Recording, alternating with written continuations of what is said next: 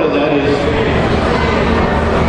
it's not that much different than the speed of Benji Molina down the first base line compared to the speed of Eddie Ovalette. Either you got it or you don't got it. Next question. I grew up watching the Giants and listening to the Giants on the radio all my life, and now I travel around the United States for my job, and I go to a lot of ballparks, and I listen to a lot of broadcasters. And I don't have a question, I'd just like to say thank you to both the Hall of Famer, John Miller, does a great job. You guys are going to be in the Hall of Fame one day. You're the greatest pair on the English-speaking radio. You guys are the greatest on the Spanish-speaking radio. And if it weren't for you, those morning guys, and that Radness guy, they'd be nothing. So thank you very much, gentlemen.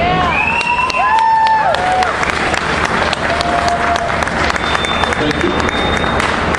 This one's for Krug. As a player and an announcer, what was your favorite moment just through the Giants' history? I think this is a question for all of us, and we're going to go one at a time. Our favorite moment in Giants history. My favorite moment personally was 1987, playoff game number 4.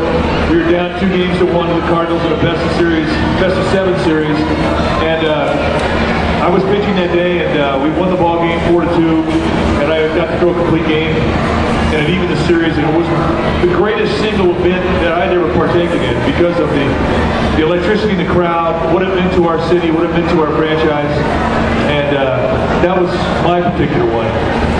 Being on the team that whole year, we had 1,000 moments that were good. Anytime you win as a player, there's nothing like it.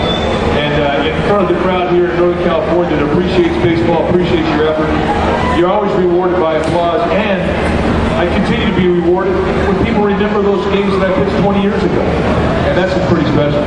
Tito, what's your favorite moment as a Giant or as a big league baseball player? What's the one that steps out in your mind the most? That's what you call for you for him.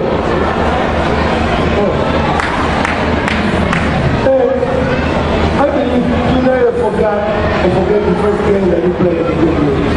So the night before, when they call you home, you be thinking, finally I'm going to make it.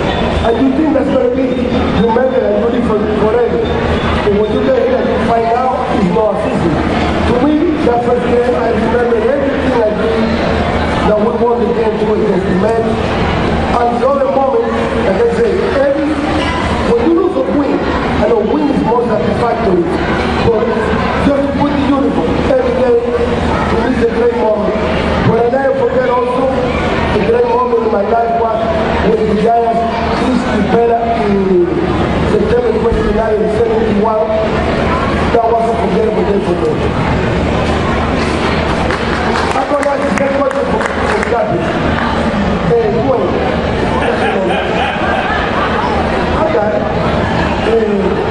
What was your greatest moment? Not with Cleveland, with the Giants.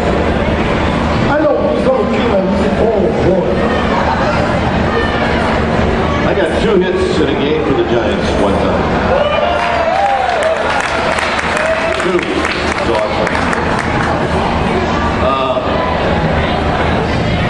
You know, we had the privilege of not just watching, but calling all of Barry Bonds' fantastic home runs.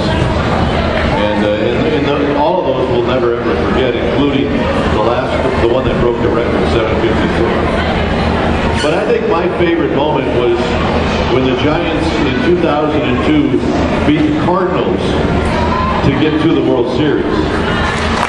Because the Cardinals have been a pain to the Giants a number of different times, including the teams that Mike played on. They always did something to keep the Giants from going on further. But in 2002, they beat the Cardinals here, the best out of 7. They won the 4th game, and I don't remember what the score was, but I do remember that that was a very special day because Giants went on to the World Series. Now, we would have liked to have had a better Game 6 of the World Series, and then that probably would have changed all of our special moments. But that season and postseason was fantastic.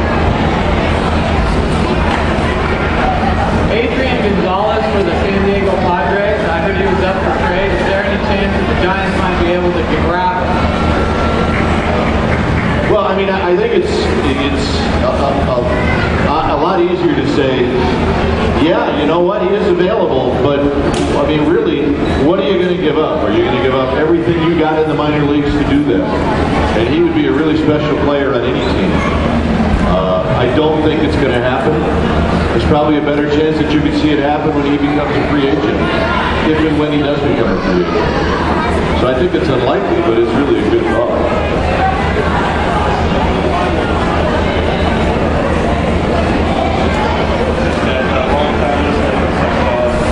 Closer.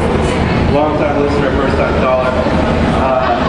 My question is, with the Giants infield, I think it's around a tenuous situation. You know, Hoff is injury-prone, Sanchez is injury-prone, and then Renteria is kind of on their last list. What do you think they have as far as, in a worst-case scenario, their plans for compensating for those potential problems? For this season? Well, I mean, I think, you know, you can only go with what you got.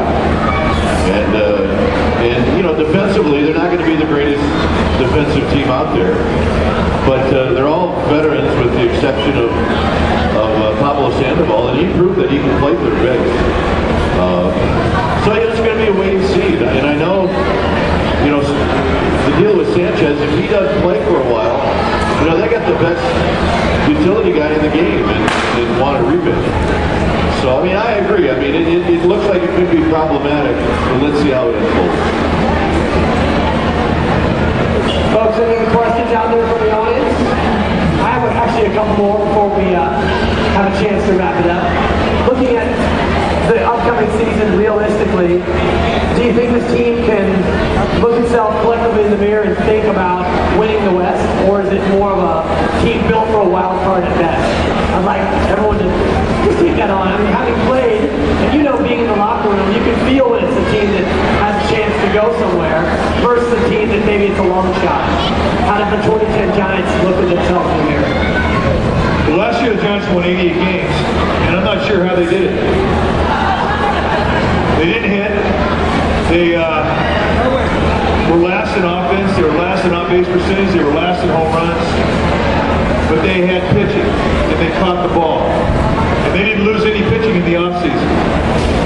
So the key coming into this season is how well they catch the ball. And as Kai pointed out, last year's cleanup hitters now hit sixth.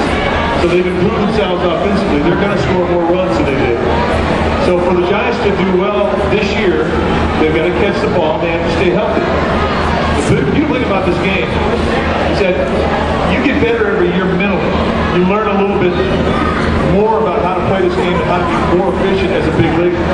So last year's players, they're back this year, they were young, they're going to be better because they learned how to play this game at this level. So with all that, they're going to have a good season. But you have to be lucky to win the division. And you have to be lucky with health.